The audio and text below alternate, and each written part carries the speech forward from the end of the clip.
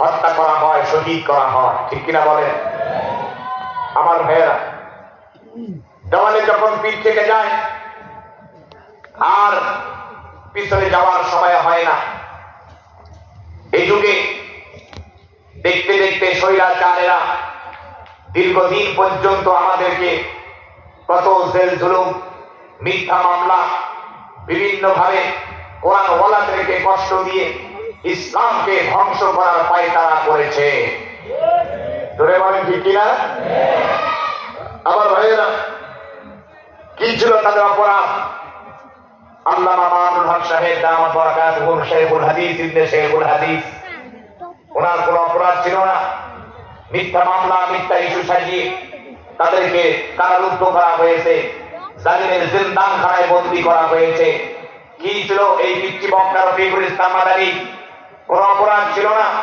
মিথ্যা মামলা, মিথ্যা ইস্যু সাজিয়ে রফিকুল ইসলাম মাদানী বলেছিল, আমি ওই এমপি মন্ত্রী মানি না যে এমপি মন্ত্রী ইসলাম মানে না, আল্লাহ রাসূল মানে না। আপনারা বলেন তো, সে সঠিক বলেছিল না ভুল বলেছিল? সঠিক বলার কারণে ওলামায়ে কেরামদেরকে এই যুগে যুগে জালিমদের জিন্দানখানায় বন্দী হইতে হয়েছে। আমার ভাইয়েরা, কি অপরাধ ছিল? কোরআনের পাখি যাকে বলা হয় আল্লামা দেলওয়ার হোসেন সাইদি, ওনার কোনো অপরাধ ছিল না।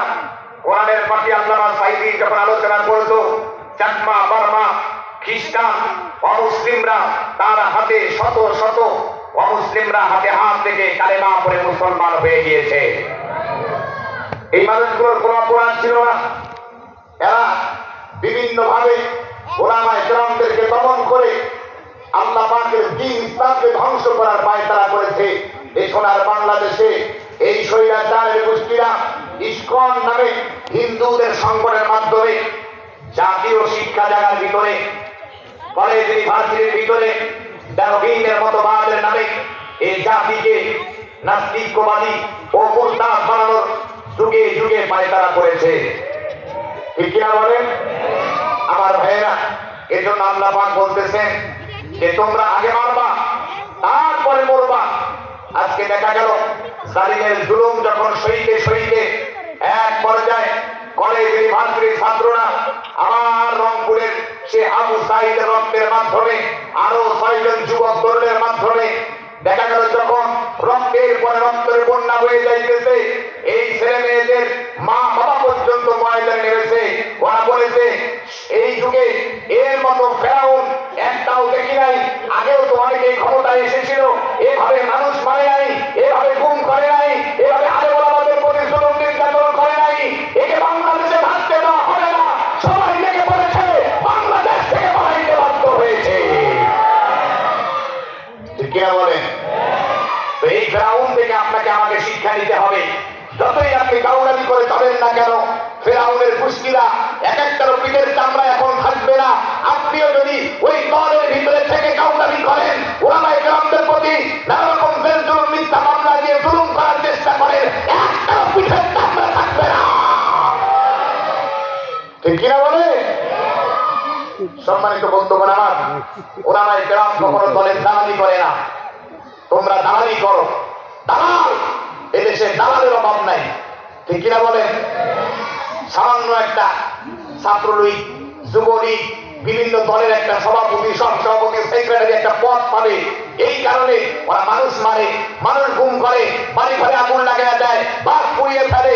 এগুলো হত্যাকাণ্ড জালিমরা করে, আর এগুলোর অপবাদ আর তহমত চাপিয়ে দেয় ওলামায়ে কেরামদের উপরে। ঠিক কিনা বলেন? হক কথা শোনার পরে অনেকের একটু মন খারাপ হইতেই পারে। দেখবেন হক কথা শোনার পরে যেটা চেহারা কালা হবে, বুঝবেন এইটাই হলো আবু জাহেলের গ্রুপের লোক। কথা বলেন, ধরে বলেন, ঠিক কিনা? এই জন্য আমরা সাইদি রহমতুল্লাহ আলাইহি সম্পর্কে এই উঠো কেন, মাঝখান থেকে ওঠানি করা যাবে না।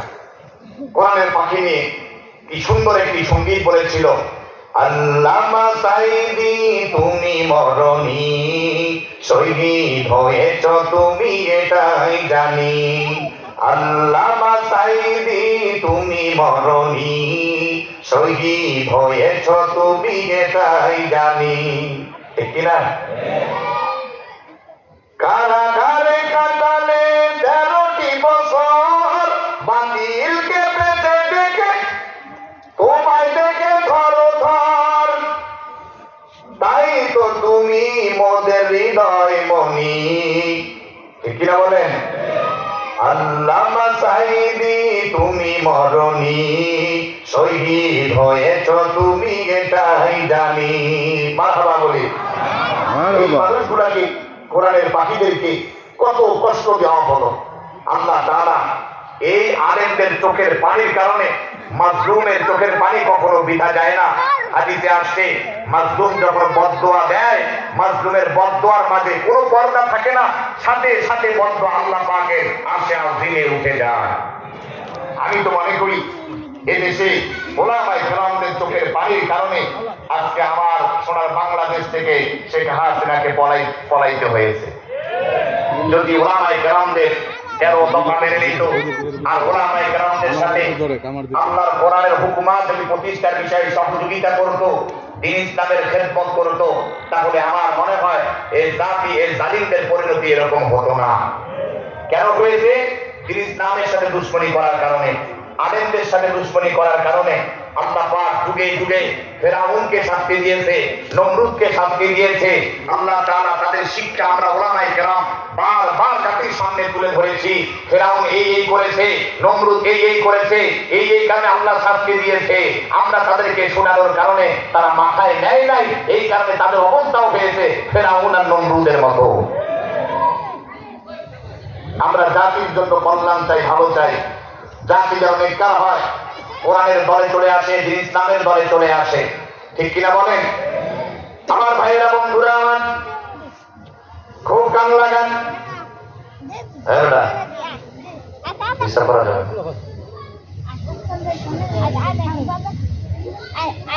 বেচা কেনার জন্য জান মাল যেখানে বেচা কেনা করা হয়, সেই জায়গাটার নাম হলো জিহাদের ময়দান। কিসের ময়দান? জিহাদ আর জঙ্গিবাদ এক জিনিস নয়। জিহাদ করা ফরজ আর জঙ্গিবাদ হলো ইসলামে হারাম। ঠিক কিনা বলেন? আল্লাহ রাব্বুল আলামিন আপনাকে আমাকে জান দিয়েছেন। জানের মালিক আপনি নন, মালের মালিকও আপনি নন, জীবনের মালিক ধরে বলেন তো কে? আরো ধরে বলেন কে? সবাই চিল্লান আল্লাহ। মালের মালিক কে? আল্লাহ পাক ডেকে বলতেছেন, কুল ইন্না সলাতি ওয়া নুসুকি ওয়া মাহইয়ায়া ওয়া মামাতি লিল্লাহি রাব্বিল আলামিন। আল্লাহ পাক বলেন, কোন নবী আপনি বলুন, ইন্না সলাতি, নিশ্চয় আমার নামাজ, ওয়া নুসুকি আমার কুরবানি, আমার হায়াত, আমার মওত, সব কিছু হলো আমার আল্লাহ পাকের জন্য। সুবহানাল্লাহ। যেহেতু জীবনের মালিক আল্লাহ তাআলা, আল্লাহ পাকের জীবন দিয়া 3 ঘন্টা সিনেমার হলে বসে বসে তুমি সিনেমা দেখতে পারবা না। আল্লাহ পাকের এই জীবন দিয়া ফেসবুকে কিন্তু সময় নষ্ট করা যাবে না। বিভিন্ন কলেজ ইউনিভার্সিটির মাঠে, কলেজের মাঠে, স্কুলের মাঠে বিভিন্নভাবে বিভিন্ন জায়গার ভিতরে গান বাজনা হয়, নায়িকারা আসে, নায়করা আসে, গায়ক গায়িকা আসে, গান বাজনা সেখানে হয়, নানা রকম ফাইটতে যায়, ফুটতে যায়, গান হয়। সেই জায়গার ভিতরে যুবকেরা, তরুণেরা সেই জায়গার ভিতরে গিয়ে তুমি অধিক সময় গান বাজনা শুনতে পারবা না। কারণ হলো গান বাজনা হলো ইসলামে হারাম। ঠিক কিনা? আল্লাহ পাকের জীবন দিয়া কি করবা? আল্লাহর জীবন আল্লাহর রাস্তায় তোমাকে খরচ করতে হবে। আল্লাহ পাকের জীবন দিয়া মোবাইলের ভিতরে ইউটিউবে গান শুনতে পারবা না, সুন্দরী মেয়ে ড্যান্স দেখতে পারবা না, সিনেমা দেখতে পারবা না, নাটক নাটিকা দেখতে পারবা না, স্টার জলসা, জি বাংলার ভিতরে কোবানি ড্যান্স সিরিয়াল দেখতে পারবা না। মা বোনরা তো আজকে স্টার জলসা, জি বাংলায় এসে নামাজ ছেড়ে দিয়েছে। কথা বলে, পর্দা ছেড়ে দিয়েছে। এখন স্বামীকে কিভাবে চালানো যায় আর শ্বশুর শাশুড়িকে কেমনে কষ্ট দেওয়া যায়, সিরিয়াল থেকে শিক্ষা নেওয়া, ওরা বাস্তবে তাই করে।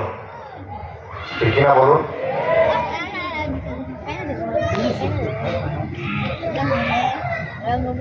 আমার ভাইয়েরা, বন্ধুরা আমার, আল্লাহ পাকের জীবন দিয়া গুনাহের কাজ করা যাবে না।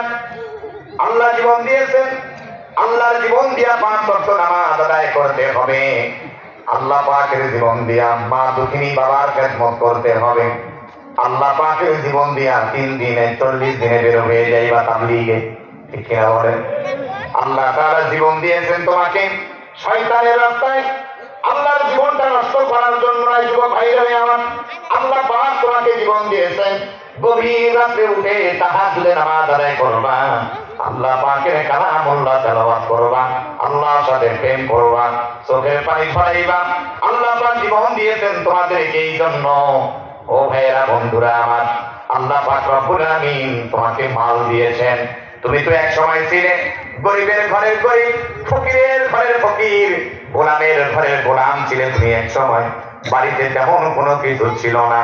আল্লাহ পাক নিজেই বলতেছেন ওয়াল্লাহুল গনি ওয়া আনতুমুল ফুকারা।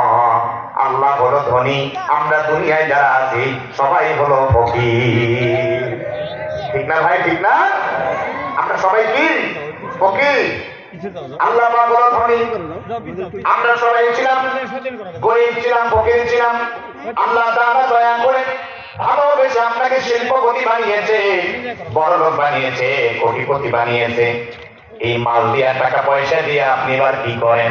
সমাজের ভিতরে গান বাজনার আয়োজন করেন, যাত্রার আয়োজন করেন, টাকা পয়সা দিয়ে মদ খায়, গাঁজা খায়, ইয়াবা খায়, নেশা করে, বিভিন্ন ভাবে টাকা পয়সা গুলো শয়তানের পথে খরচ করে। মাজারে যায়, ল্যাংটার মাজারে যায়, দরগা দুর্গায় যায়, হিন্দুদের জায়গার ভিতরে গিয়া টাকা পয়সা দান করে, আছে না নাই? মান্যত করে, আছে না নাই? বরং তো দেখা যায় মাদ্রাসায় টাকা দরকার, মাদ্রাসায় কাম শুরু হয়ে গেল, মাদ্রাসায় ছাত্রদের থাকার সুব্যবস্থা নাই, একটা মসজিদ সুন্দর ব্যবস্থা নাই, মসজিদে টাইলস লাগবে, টাইলস দেয় না, মসজিদের ভিতরে একটা ছাদ দরকার, ছাদ লাগবে, ছাদের টাকা দিতে চায় না। আহারে, দান করে না আল্লাহর ঘরে, মাদ্রাসায় দান করে না, বরং তো দানের বিরোধিতা করে। এমন লোক বলেন তো আছে না? খারাপ জায়গায় টাকা দিতে দ্বিধাবোধ করে না, কিন্তু ভালো জায়গায় টাকা দিতে বিবেকে বাঁধে, আছে না নাই?